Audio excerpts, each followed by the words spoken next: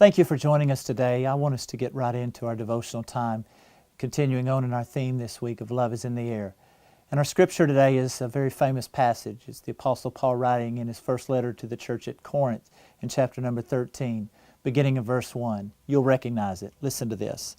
He says, "Though I speak with the tongues of men and of angels, but have not love, I have become sounding brass or a clanging cymbal. And though I have the gift of prophecy, and understand all mysteries and all knowledge, and though I have all faith, so that I could remove mountains, but have not love, I am nothing.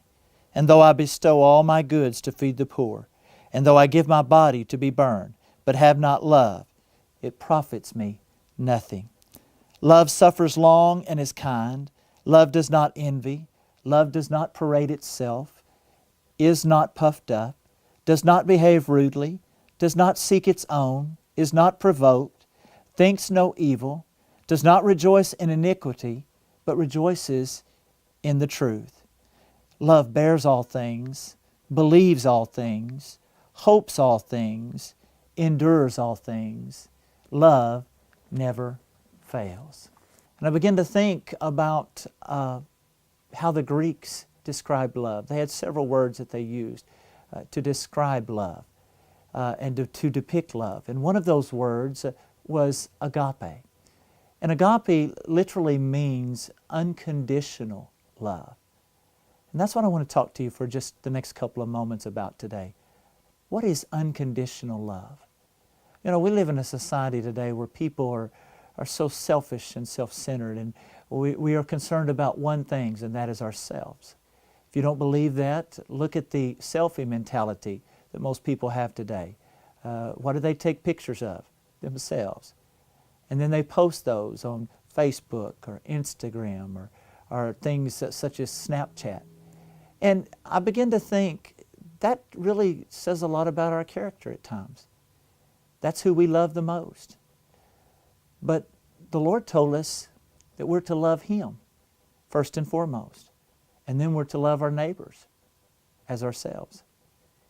And I begin to think, you know, unconditional love can be summed up, quite simple, in two words. The first word is servanthood. I don't believe anybody showed us love greater than the love that Jesus showed us. I want you to think about this. He's getting ready to go to the cross. He's getting ready to die. And right before He does, He is having His last meal with His disciples. You know what the Scripture says in the book of John? That He rose from the table. He took a basin and filled it with water. He put a towel around Himself, and He began to wash His disciples' feet. Think about that. He's about to go to the cross.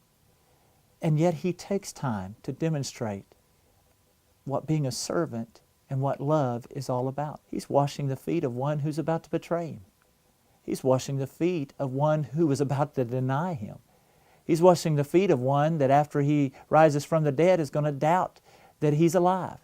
He's washing the feet of two brothers who they were more concerned about who was going to sit on His right hand and on His left hand in the kingdom.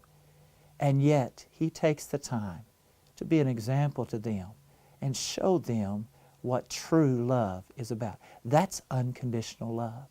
But the second word that I believe can depict unconditional love today is sacrifice. And I want you to imagine with me just a moment. There they are in the Garden of Eden where sin was first introduced.